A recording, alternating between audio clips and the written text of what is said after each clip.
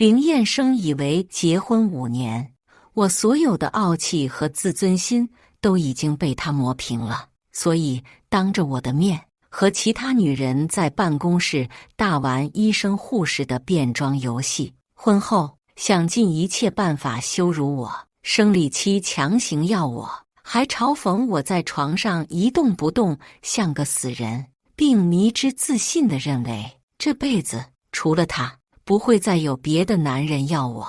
直到我跟陆离重逢，楼梯间我被陆离吻得浑身发软，唇齿游离的缝隙，他低沉的嗓音在我耳畔呢喃：跟他离婚，离婚官司我帮你打。再到最后，我亲手将林燕生送上法庭。至此，他都没有明白自己到底哪一步走错了。大家好，开始今天的分享之前，希望你能给人间烟火点个订阅，我将会分享更多优质的内容。没想到再见陆离是以这样的方式。半个小时前，我接到林燕生电话，那会儿我正因为痛经蜷在床上，疼得直冒冷汗，隔着电话就听到他那边男女嬉笑混杂的声音。林燕生慵懒的声音开口道：给你手机发了个位置，过来接我。我低声：今天让司机过去吧，我肚子……话还没说完，电话那头就传来几个起哄的男生，其中一个看热闹不嫌事大的说：哈哈，燕生得了你，周涵上学那会什么性格呀？你就别吹牛了。林燕生顿了几秒没有说话，最后冷冷地甩下一句话：周涵，别给脸不要脸，半小时后要是看不到你人，后果自负。他刻意拉长了最后4个字，而后电话里只留下急促的嘟嘟嘟声。到了长隆会所，进包间那一刻，刺鼻的烟味和酒味一起冲击我的嗅觉，让人作呕。一眼扫去，林燕生坐在正中间，腿上正坐着一个身姿妖娆的年轻女子。林燕生敛着眸，嘴角含笑地搂着女生的腰肢，和这个女生旁若无人地在调情，下巴激进贴着女人的胸部。眼前这群纵情声色的人看到我进来了，视线都拢到我这里。哎呦，真是周涵啊！燕生你小子可以啊！周涵，还记得我吗？我们一届的呀。说话的男人大腹便便，捏着酒杯往我这边走来，把我浑身上下用不怀好意的笑扫视了一遍。我没有搭腔，直接越过他，走到林燕生旁边，面无表情地说：可以走了吗？林燕生嗤笑了一声，没有起身，往后一仰，把环着女人的手搭在沙发扶手上，一副漫不经心的样子，抬了抬下颌，视线落到最右边的角落。急什么？今天这可都是老熟人啊，不打个招呼吗？是吧？陆离。听到陆离的名字，我心脏猛地一收缩。我还正在原地的时候，林燕生速地起身，揽住我的肩膀，不由我分说，把我拽到陆离面前。陆离，还记得周涵不？自从我俩结婚后，我们还忙着做家庭主妇呢，这么多年没见，看看他还是当年的样子不？话落，林燕生一脸轻佻地凑近我，刻意表现出来的亲昵让我浑身不适。在场的所有人都沉默了，有看好戏的，有低声窃语的。你不知道吗？周涵和陆离以前……小点声，别说了。我垂眸看着陆离，他和在场所有的男性都不一样，虽是靠在沙发上，但是背脊挺直，西装革履，身上没有半点纵情声色的痕迹，一只手搭在膝盖上，另一只手捏着酒杯。听到林燕生明摆着挑衅的话，神色没有表现出任何波澜，搁下手中的酒杯，起身，平着的嘴角浅勾，淡然地看着林燕生。时间不早了，明天我还有会，我就先走了。说罢，便利落地离开了包间。包间里的人唏嘘声一片，好似失望没有看到想象中的画面。林彦生脸色一沉，因为喝酒本就猩红的眼神里多了几分杀气。而后倏地一笑，凑近我耳朵：“看到了吧？人家连正眼都没有瞧你一下，看来什么白月光也不过如此啊！”哎呦，彦生，可以呀，曾经的高岭之花还真被你拉下神坛了。刚才大腹便便的男人走过来，添油加醋，一副看好戏的样子。什么高岭之花呀，女人啊，都一个样，不过如此。说完，他松开揽着我的手，转身回去搂住了刚才坐在他腿上的女人。愣着干嘛？过来啊，敬大家一杯。这点眼力劲没有？家庭主妇当傻了。如果刚才看到陆离，我还有一丝情绪波动，现在对于林彦生说的话，我已经习惯性的毫无波澜了。这出戏码从一开始就是冲着我和陆离来的。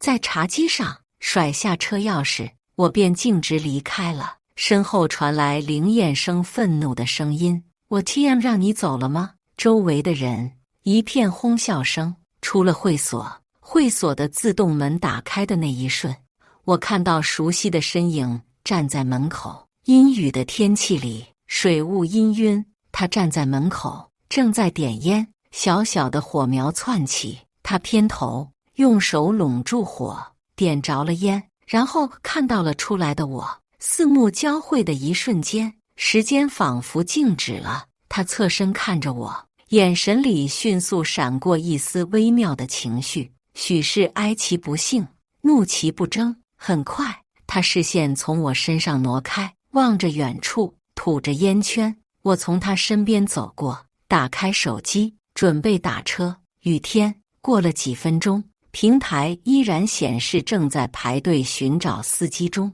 后悔吗？一支烟蒂，他低头碾灭掉落的烟头，而后问出这3个字。我站在他身侧，用余光感受到他的目光定在我身上。我抱着双臂，扯了扯衣服，淡淡嗤笑了一声。后悔什么？真蠢，就为了这么个烂人，放弃好不容易得来的保研名额，结果就把生活过成这副鬼样子。我抬眼，眼神笃定地看着他。陆离，很有优越感是吗？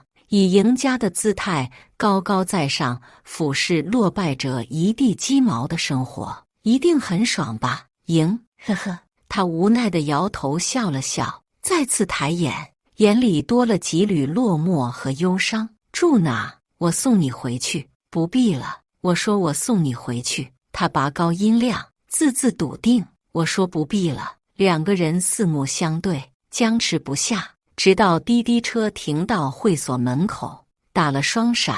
我转身往雨里跑去，开车门那一瞬，陆离追上来，骨节分明的手横在车门框上，雨点一滴滴打在我们的身上，在他黑色的西服上晕开一朵朵水花。看着他的双眼，雨点好像也打在我的心里，泛起了涟漪。电话给我，陆先生，要一名已婚女士的号码，实在算不上得体。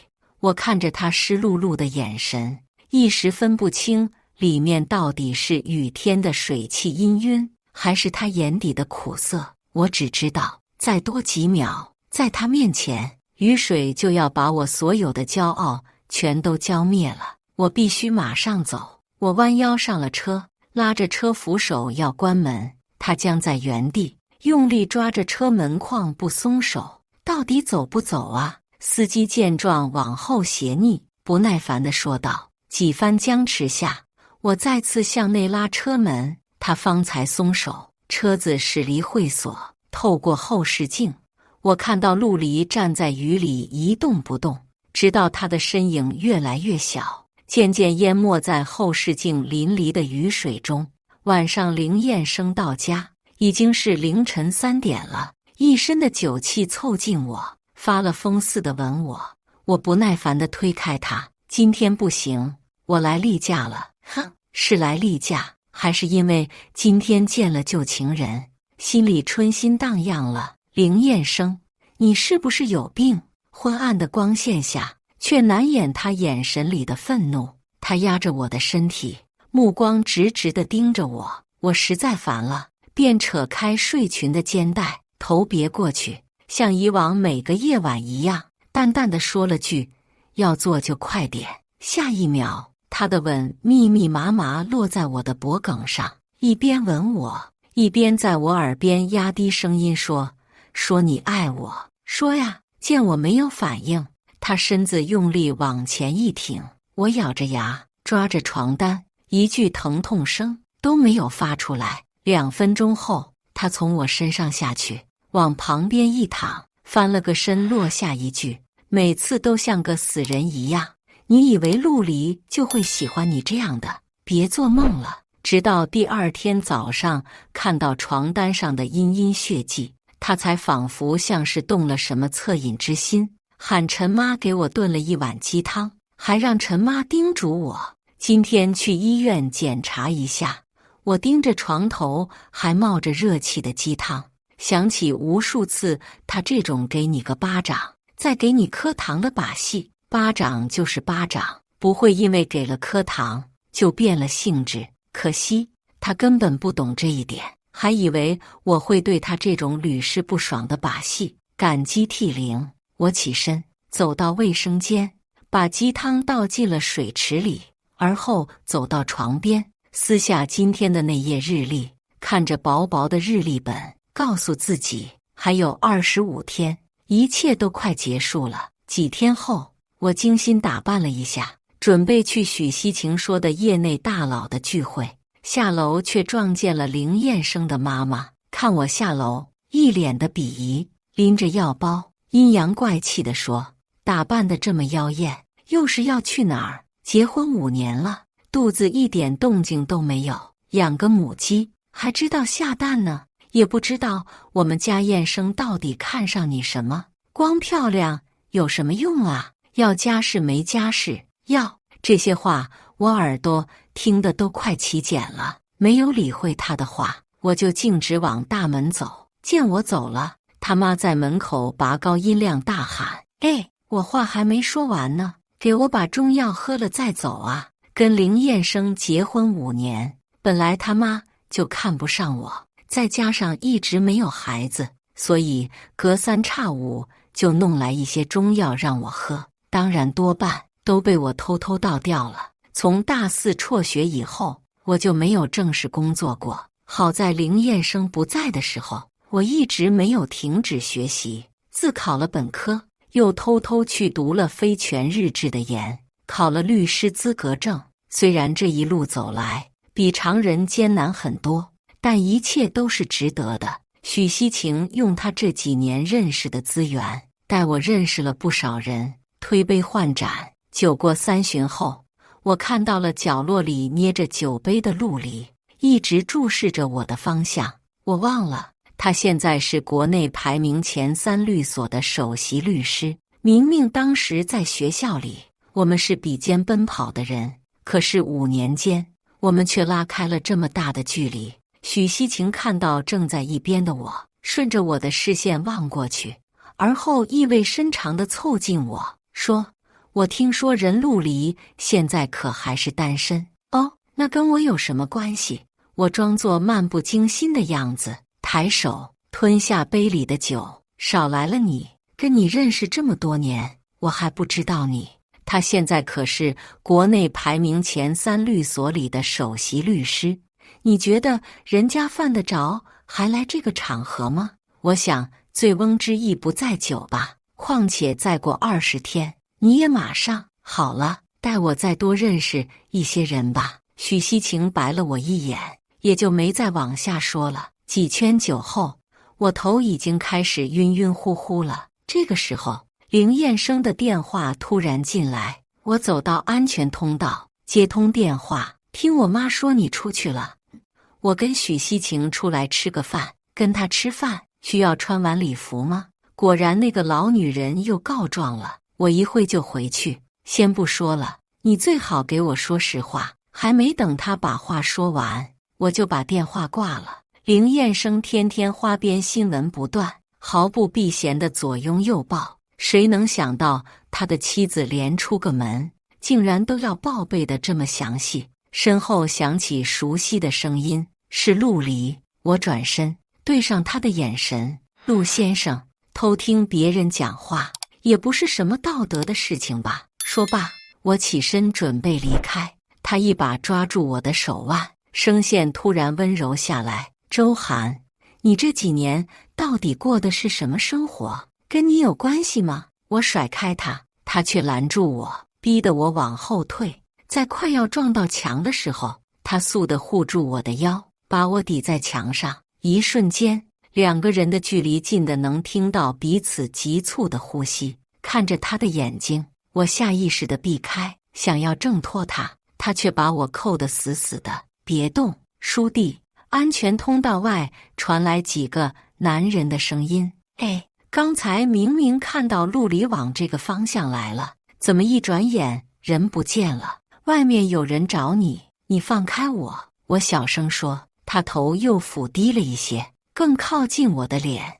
你以为我今天来是为了来谈工作吗？我抬头，复又对上他灼热的眼神。许是喝了太多酒，我的喉咙干涸得像一口枯井，于是本能地咽了咽口水。他的视线顺着我的眼睛落到我的唇，而后就猝不及防地吻了上来。我一时缺氧，脸骤然升温，外面的人声还在。我被他吻得身子发软，加上又穿着高跟鞋，一下子找不到支点，就紧紧抓着他的衣袖。结果他更加攻城略地地吻我，唇齿撬开我的牙关。几分钟后，外面过道里安静了，他也停下来，两个人的呼吸都有点急促。跟他离婚，离婚官司我帮你打。我仰头看着他，眼神笃定。怔了几秒，我回复他：陆离，堂堂一个大律师，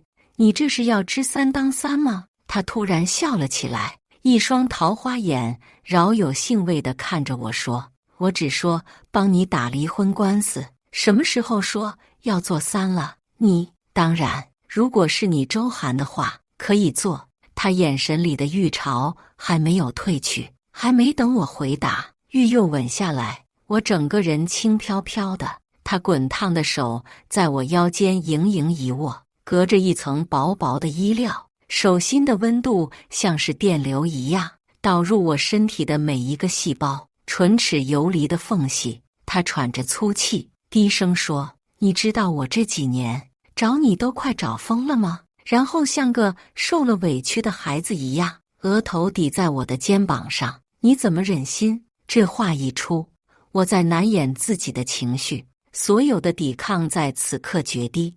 我轻轻抚摸他的头发，下一秒，他疯了一样吻我，不断地向我索取。别在这里！我像只小猫，声音低低地哀求他，像是意识到什么。他扯好我的衣服，一把将我扛在肩上。地下停车场，车门刚关上，他就把我抱坐在他腿上。如果刚才还有收敛，这会他像是一头饿久了的困兽，骨节分明的手顺着我的脚踝，不自觉地探到我裙子底下。我下意识收紧了勾在他脖颈间的手，身体打了个寒战。他注意到我身体的变化，小心翼翼地问我：可以吗？到这个份上了，你才问可以吗？我脸色潮红，嗔怪地回对他。期间我的手机响起，铃声格格不入地穿插在两个人暧昧的喘气声中。我瞥了一眼，是林彦生，正准备拿，陆离的手先我一步，将手机翻了过去。但林彦生誓不罢休一样，一直打。狭小的车空间里陡然添了几缕莫名的烦躁和不耐烦。最后林彦生干脆按了关机键，甩手将手机扔到了副驾，用手抬起我的下巴，本来缱绻的眼神里多了几分占有欲，声音略带不满，冷冷地说：专心一点，许是酒精作祟，又或者酒精只是一个催化剂。我看着他的眼睛，这一刻理智尽失，反客为主，主动吻上了他。在欲望快要达到临界点的时候，他凑近我的耳边：“周涵，我不会再放掉你了。”然后抓住我的脚踝，用力往前一顶。我的手搭在他线条分明的肩胛骨上，指尖用力一牵，下一秒，男人的闷哼和女人的娇喘交融在一起。逼仄的车内空间包裹着暧昧因子的空气，像是被捏爆的气球，尽数蔓延开来。他越发紧地抱住我，像是要把我融入骨血一般。这是我第一次感受到，原来男女间的事可以这么自然美好，一切都是情到深处，水到渠成的事，并不充斥着痛苦。那晚到家已是凌晨了，林彦生平时很少回来。推开卧室的门，打开灯，赫然看到林彦生坐在沙发上，一手搭着扶手，一手把玩着手里打火机的砂轮。见我站在门口，抬眼，一双阴鸷的眼打量着我。我在原地神情冷淡地愣了几秒，而后挪开眼，径直走到梳妆台，拆掉头发。你没什么要解释的吗？你跟其他女人在一起的时候，我有要你解释过吗？这么说，你今天是跟其他男人在一起了？我没有回答。他一把掐住我的肩膀，把我转向他，眼里布满红血丝，咬着牙关，一字一字说：“周涵，你怎么这么贱呢？”呵呵，我甚觉荒谬，冷笑出了声。林彦生，协议里面有要求我要为你守节吗？一纸合约而已，你出钱，我把自己的5年卖给你。这些年，我也没管过你隔三差五上不同女人的床吧？他眼里的愤怒冉冉升起。你真的只把这5年当成是一纸合约吗？不然呢？我甩开他的手。另外，我提醒你，还有不到20天，我们的合约就终止了。我转过身，对着镜子继续卸掉耳朵上的首饰。周涵，你以为这么简单就能脱身吗？我林彦生要的东西，就算我得不到，别人也休想。话落，他摔门而出。我早就知道他不会这么轻易放我走，好在我早就做好了准备。林彦生，既然你想毁了我，那么我要在你毁了我之前，先毁了你。没过几日，我跟许西晴约在咖啡馆，他递给我一沓文件，然后敛着眉，小心翼翼问我：“涵涵，你确定你要这么做吗？”说实话，这个案子过去这么多年，胜算并不大，而且林彦生毕竟有权有势，几年前他能用钱摆平这个事，现在他也不是不可以。况且，其实凭着你们之前的婚前协议，其实一样具有法律效力。就算他不放你走，这点我还是有自信，我可以帮你脱身的。还有，陆离不是也答应要帮你打这个离婚官司吗？还有，你有没有想过，如果这场官司输了，你以后的职业生涯怎么办？林彦生还会放过你吗？我搅动着咖啡杯里的勺子，顿了片刻，复抬眸。西晴，你以为我不这么做，他就会放过我吗？跟他在一起那么多年，我太了解他了。就算我和他顺利离婚了，他不会就这么罢休的。况且这个案子不光是为了我自己，更是为了那么多条死去的人命。西晴，开弓没有回头箭。3年前，在我决定帮张叔调查这个案子的时候，无论结果是输是赢，这条路我都必须走到底了。很快到了合约期的最后一天，那晚我刚过凌晨，就去了林彦生的办公室找他。推门进去的时候，他正抱着一个穿着护士装的女人，2个人在办公桌前调情。你怎么来了？他抬眼，漫不经心地瞅我一眼。见我来了，他的手愈发不老实地在女人身上游移着，怀里的女人像个人形挂件般贴在他身上，一副宣示主权的样子。有事找你，是他出去还是我们出去？我冷冷地开口。就在这说行，下一秒，我把5年前发的合同甩在他办公桌上，离婚协议都在这里面，你现在签吧。林燕生的眼神肉眼看见染上愠怒之色，推开怀里的女人，冷冷地说一句：“出去。”女人潮红的脸上带着不满，识趣地出去了。她不以为然地拿起文件，随手翻了几页，就发疯一样将其撕碎，抛洒在空中。你可真是守时啊！刚过0点，就这么急不可耐要跟我离婚吗？那不然还要装腔作势地留恋一下吗？下一秒，他冲过来，掐住我脖子，猩红的双眼直勾勾盯着我。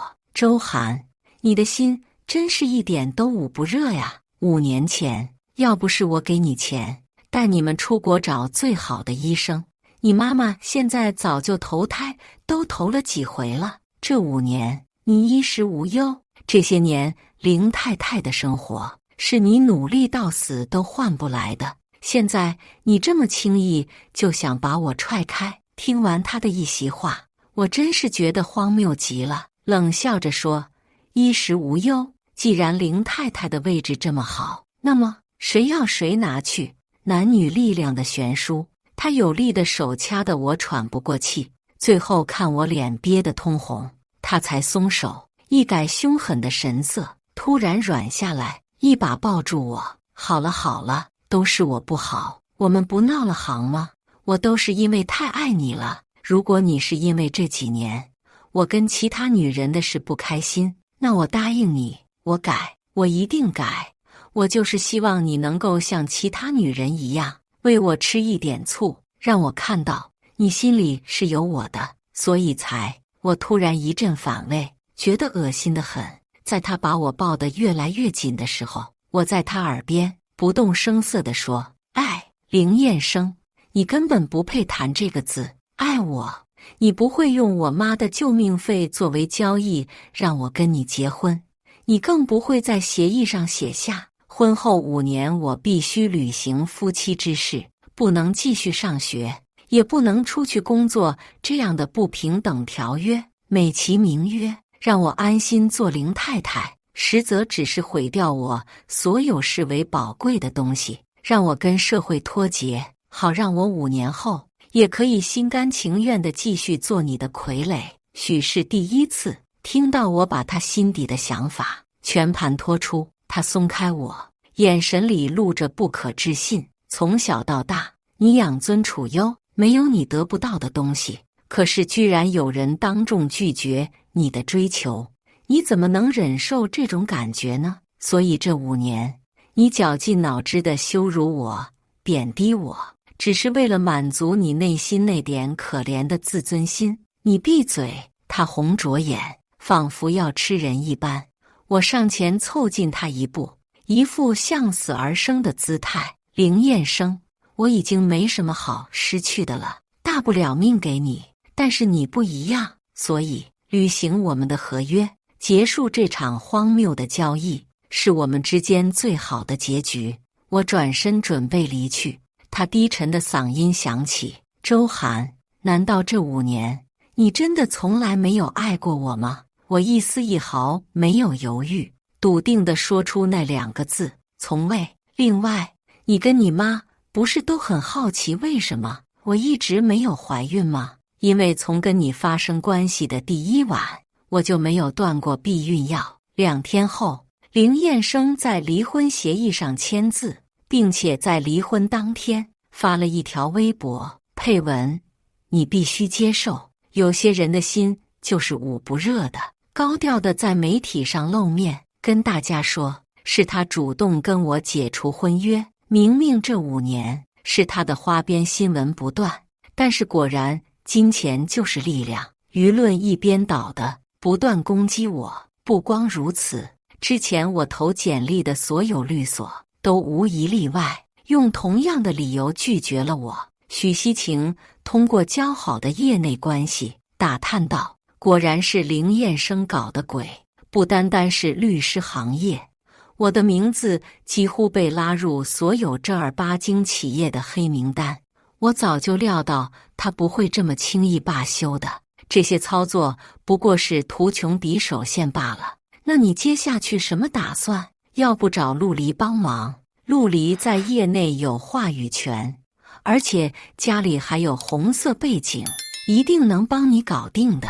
不要，你不要这么犟好不好？许西晴一脸的担忧和无奈。我扯了扯嘴角，反过来安慰他，既然没有地方要我，那我就自立门户，杀不死我的，终将使我更强大嘛。再说了，都到这个份上了，已经是谷底的谷底了，走一步都是往上走，说不定会触底反弹呢。许西晴嘟囔着嘴，我真是搞不懂你，有陆离这么大的靠山，你干嘛不用啊？自从跟陆离在车里那晚过后，我一直没有接他的电话，直到这天我去老宅看我妈，进门刚好撞上陆离推着我妈的轮椅出来，看到我，他神色阴郁，给我妈喂完药，哄她睡着，我送她到停车的地方，许久，他方开口，为什么不告诉我？什么？你还要瞒我到什么时候？他蹙着眉，强忍着内心的情绪，落下这句话：你是指跟他离婚的事，还是我妈生病？够了，周涵，你还要骗我到什么时候？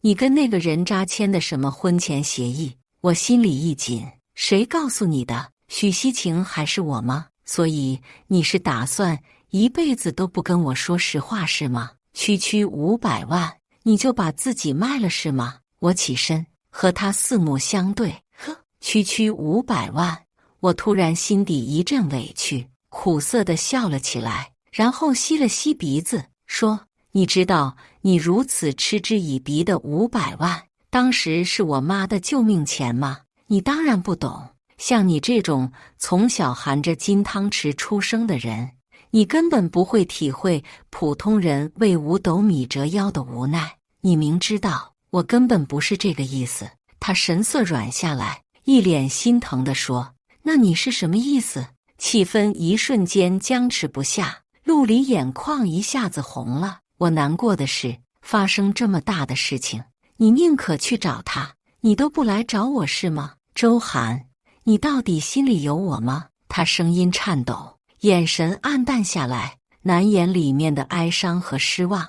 我嗓子像被铁爪扼住一样，哽得生疼，埋藏在心底的感情一下子涌上来。我把头别过去，有又怎么样？没有又怎样？别傻了，陆离，你从一开始就知道我们根本不会有结果，何必现在在这里装出深情的样子呢？他顿了片刻，你怎么知道我们不会有结果？这不是你当初自己说的吗？他一脸的不解。我拿出手机，找出一段视频，抬手递到他面前。这话难道不是你说的吗？怎么5年后就变卦了呢？这是5年前林彦生在提出要和我结婚的前1周发给我的。视频里，陆离和他当时的朋友在说话，虽然只露出一点点侧脸，但是一眼就能认出是他。朋友问他：你跟周涵真的在谈啊？认真的。陆离沉默了大概有10秒，复不以为意地笑道：是啊，谈恋爱而已，又不结婚。我就说嘛，还以为你小子认真的。你家什么背景啊？陆爸陆妈怎么着也要给你找个门当户对的吧？2个人打趣的相互推搡，爽朗的笑声戛然而止在视频的结尾。我和陆离还有林彦生是初中同学，我是初3那年才转学到那个学校，本来成绩一直都是年级前5，但因为转学还有当时家里发生的事，我当时成绩几乎是一落千丈，加上是从县城转学过来，如果不是靠着我妈妈的初恋情人，我压根进不到这所学校，那会被同学孤立，被嘲笑，说我是县城来的土包子，还说我妈是破鞋，把自己老公克死了，又重新勾搭上旧情人，我才有这个机会上的这所学校。我没有从我的原生家庭当中获得什么，或许唯一的好处就是遗传了我妈妈的相貌，生了一副好皮囊。当时凌燕生是近乎校霸的存在，疯狂追求我，扬言只要我做他的女朋友，他就保护我，还到处散播我和他的谣言。结果带来的就是我被更多人孤立。那个时候，我的世界里除了陆离，只有两种人，一种就是欺负孤立我的人，还有一种就是站在一个高高在上的位置，同情可怜我的人。可是只有陆离，他把我当成普通人。在我椅子被恶意涂上红色染料，一个人跑到人少的行政处厕所清洗的时候，他已在楼梯口等我。不想被别人欺负，就证明给他们看，敢不敢赌一赌？这次期末考过我。陆离是当时的年级第一，他是那所学校为数不多家境优渥还努力学习的人。从那以后，就开始了我和陆离相互追逐羁绊的学生时代。那年的期末考，我和陆离并列年级第一。后来我们一起考上同一所重点高中，每一次的考试前3名一定有我俩相互角逐的身影。陆离和周涵像是绑定的2个名字，总是会同时出现在年级榜单里面。高考预填志愿的那天，我问他：你会和那些人一样，毕业了就出国吗？他望向我，手指在我脑门上弹了一下，然后眸色温柔灿烂地含着笑说：你有想过大学填报什么专业吗？我想报考海大的法学专业。我眼神笃定地看着他，他点了点头。海大的法学，每年全国的录取名额都只有个位数。我脸眸思索了片刻，而后重新抬头。陆离，敢不敢一起报海大？我的语气里努力掩藏些许试探的成分。他笑了，眸色里闪着光。我俩默契地碰了碰拳头，然后以一样的姿势抱着双手，望着远方忽明忽暗闪烁着的灯塔。几个月后，我们的名字一起出现在了海大的录取名单上，相互挨着，并且都是法律学专业。虽然我的出身不好，可是我从来不看清我自己。原生家庭是我没有办法选择的，可是我可以选择要去成为什么样的人。陆离说，我骨子里是骄傲的。初3那年，之所以会在当下那个时刻说出挑战我的话，就是因为看到了我性格底色里的坚韧、不服和骄傲。他相信我可以做到，所以我们在一次次敢不敢的较量里比肩成长。有时他在前面，有时我在前面，就像是相互的影子。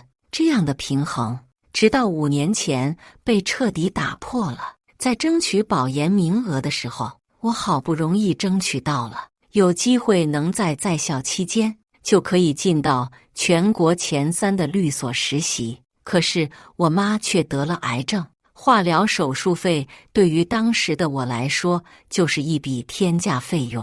凌燕生有次在医院偶遇陪我妈化疗的我，于是提出了他愿意负担所有的医药费，并且带我们出国找最好的医生，条件是我必须跟他结婚，期限是5年。那段视频也是他发给我的。那个时候我内心非常矛盾，可是我妈的病不等人，于是我放弃了好不容易得来的保研名额，签了婚前协议，断了和陆离所有的联系方式，转身嫁给了凌燕生。你自己看吧。陆离递给我一份检测报告，结尾处几个清晰的红字醒目扎眼。经检测判定，该视频人声为后期合成，属伪造视频。我拿着检测报告，在原地怔愣着没有说话。半晌，陆离上前来，温柔地从身后抱住我。如果当时没有这个视频，你会不会来找我？是不是你就不会这么傻的选择跟他结婚了？我没有说话，顿了片刻，方低下头开口：陆离，好了，我知道了，即便不是，就连骗我，你都不愿意。我挣脱他的怀抱，转身看着他缱绻的双眼，心底一颤，然后缓缓开口：陆离，你知道我一路走来花了多大力气才能和你并肩在一条路上吗？我一点都不羡慕其他人，即便上学那会儿，我是班里最穷的，他们只不过赢在了起跑线上，自以为花着家里的钱就可以随意看低别人。我甚至打心眼瞧不上他们。我努力上进，只要我想做到的事，不管多辛苦，我都要赢。家世背景不好又怎样？既然没有人可以成为我的底气，那我就自己成为自己的底气。直到遇见你，你不光赢在起跑线上，你还那么努力。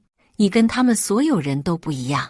我第一次有想要努力赶超一个人，想要努力和他并肩站在一起的想法，我好不容易做到了。可是这个时候，我妈妈生病了，我也想过要开口找你帮忙，在无数个踌躇的夜晚，我都要拨通你的电话了，却在要接通的时候按了挂断。或许对你来说，500万只是你眼里所谓的区区500万，可是对我来说，一旦我开口找你帮忙，我们之间的关系就不再是平等的。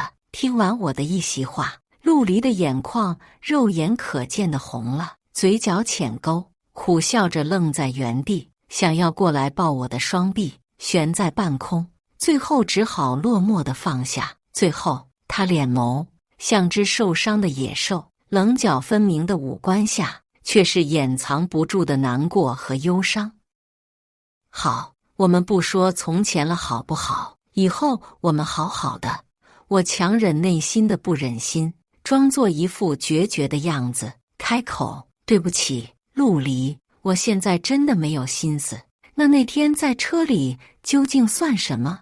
意乱情迷，还是酒精上头？对不起，陆离，够了。他气得伸手打住我的话，转身拿起外套便离开了。这么多年过去了，其实对陆离的感情每时每分都未曾减少过。可是时过境迁，我跟他已经没有办法再回到从前了。刚离婚，林燕生还阴魂不散，况且我现在还有更重要的事情要做，我不能那么自私的让陆离牵涉进这些错综复杂的事，就让他做那颗一直闪闪发光的星星就够了。那天和周涵不欢而散后，没过几日，陆离就在一个商务会所里遇见了林燕生。听到他和朋友的对话，燕生，你真是要把周涵后路断绝吗？你这样，他恨你都来不及，还会乖乖回到你身边。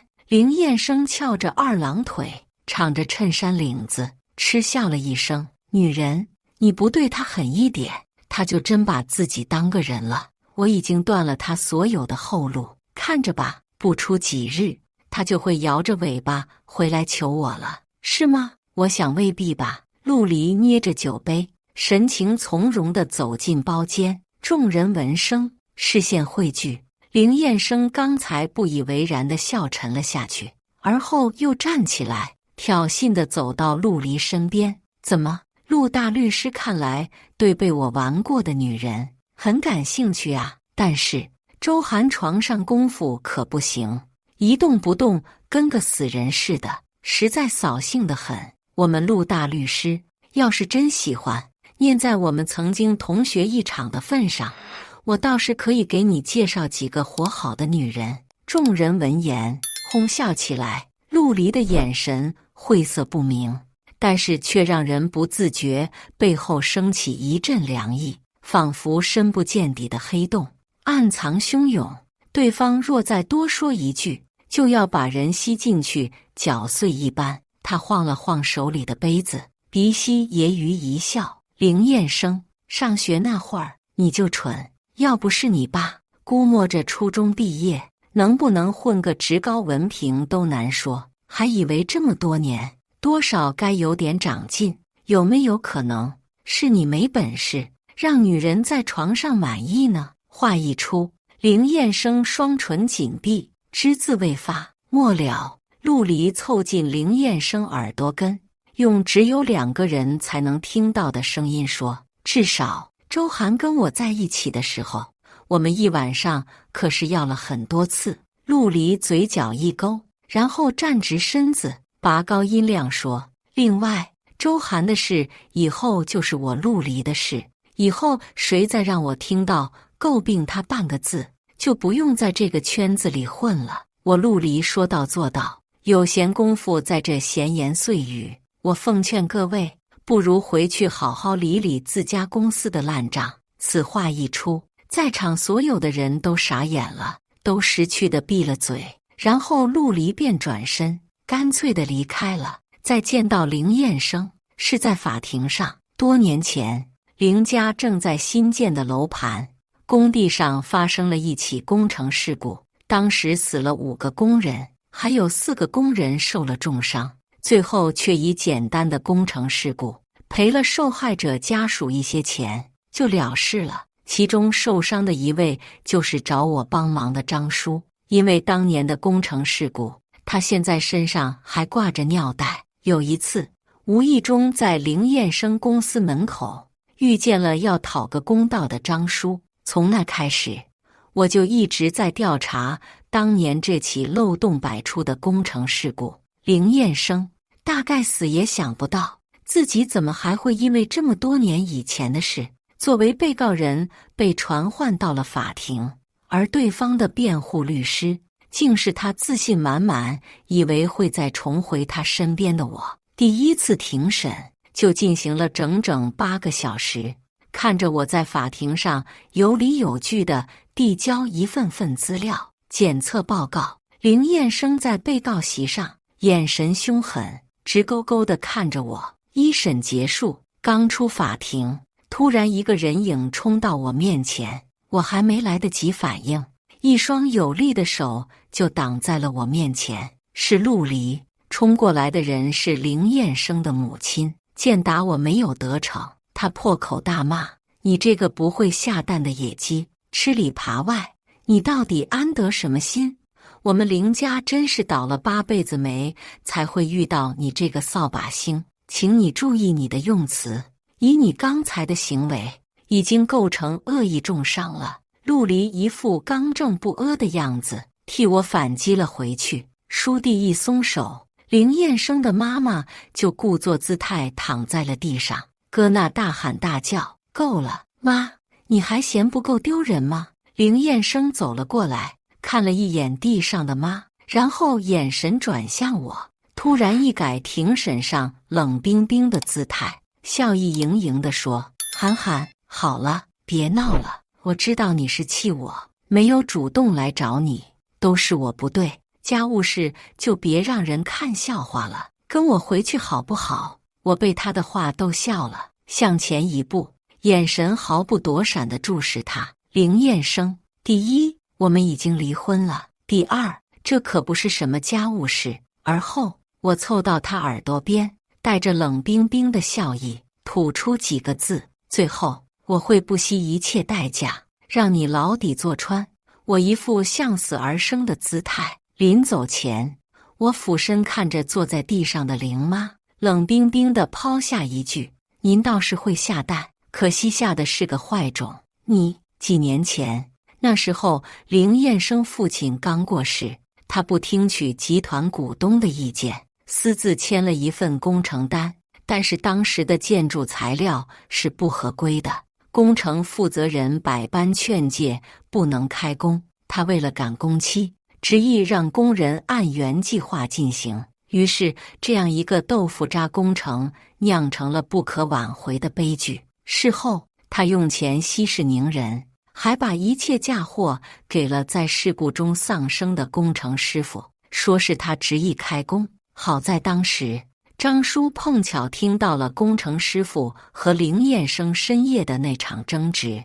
我这几年一直在搜集证据，走访受害者的家属，终于一切事情的真相慢慢浮出水面。那天送我回家，临下车的时候，陆离递给我一份资料，这里面是当时知道内情的几位股东的一些口供，我满脸的错愕。你怎么会有？我找过他们，但是他们在那件事之后都退出凌氏股份，并且全都移居海外了。陆离温柔的笑笑，动用了一些关系，也用了一些手段。我知道你不想我帮忙，但是以你现在手上的证据，虽然可以展开司法调查，但是战线会拉得很长，这期间保不齐凌燕生会做出什么报复的举动，我担心你。我吸了口气，抬眸看他。陆离，如果是说谢谢就算了。周涵，你知道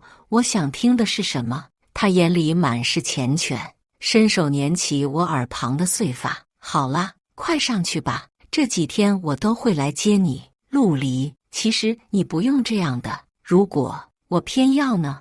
你接不接受是你的事，我做不做是我的事。从某种程度讲，我和陆离是同一种人，对认定的人和事有一种不撞南墙绝不回头的偏执。有了陆离手里的证据，再加上我这几年搜集的证据，还有张叔的见证，后续又开了几次庭审，终于在5审的时候，凌燕生的罪名坐实，豆腐渣工程酿成人员死伤，事后蓄意隐瞒、贿赂受害者家属等多项罪名成立，被判处20年有期徒刑。那天宣布判决的时候，凌燕生彻底疯了，在离开被告席的时候，不知从哪里拿的刀向我冲过来，陆离再一次挡在了我前面，徒手握住了匕首，鲜血一下子从指缝中出来，他一脚踢开了凌燕生，凌燕生跌坐在地上，众人都围过来。这时凌燕生一副要同归于尽的心智，复又站起来朝陆离冲过去。我眼疾手快，一把抱着陆离倒在围栏边，然后戏剧性的一幕发生了。凌燕生的妈妈为了阻止他，挡在凌燕生面前，结果手里的刀没收住，一刀深深捅在了他妈妈的胸口。3天后，我接到消息，凌燕生的妈妈最后因为抢救无效死亡，凌燕生因为故意杀人，最后被判处无期徒刑。跟凌燕生这么多年的纠缠，我是恨他的，但是也没想到最后是这样子的结局。这件事当时上了社会新闻，轰动了好几天。这天我熬了鸡汤去陆离家看他，给他换药的时候，他眼神直勾勾地看着我，而后试探地开口：你说要是我这只手后面动不了，你可要对我下半生负责。我瞪他一眼，瞎说什么？现在知道怕了。当时怎么？他倏地捉住我正在上药的手，因为我更怕你出事。我低下头，不知怎地，眼泪蓦地就掉下来了。怎么哭了？好了好了，我不说了。他一把将我揽进怀里，我抽泣着，小声咕哝：陆离，你完全可以找更好的女孩子。现在的我……他揉揉我的头发，温柔地打断我：周涵，你就是最好的。我的确从小什么都不缺，但也正因此，我常常不知道自己以后到底要做什么，我也不知道自己喜欢什么。甚至当你那个时候问我要报考什么专业的时候，我内心其实都是迷茫的。但是你不一样，你有目标，你很清楚自己要成为什么样的人。所以其实当时是因为你报了法学，我才选择这个专业的，我才慢慢找到自己，慢慢清楚自己要成为什么样的人。所以周涵，在我眼里，你一点都不暗淡，反而在我的心目中，你才是那颗一直闪着光的星星。听完他的一席话，我眼泪已经模糊了，他指腹轻轻划过我的脸颊，抹去我的泪。可是陆离，我大概率以后没有办法生孩子了。我把我常年服用避孕药的事情告诉了陆离，因为常年服用避孕药，医生告诉我，我后面怀孕的可能性极低。听完我说的话，陆离满眼都是心疼，眼眶不自觉也红了，更紧地抱住我。傻瓜，这些年你到底过的是什么样的日子？话落，他在我额头落下一记吻，最后顺着我的鼻尖吻住我的唇。这个吻绵长又深情，最后他额头抵着我的额头。周涵，生孩子从来不是两个人在一起必须要做的事，爱才是。我抽泣着看着陆离笃定的眼神，我想这次我不应该再逃了。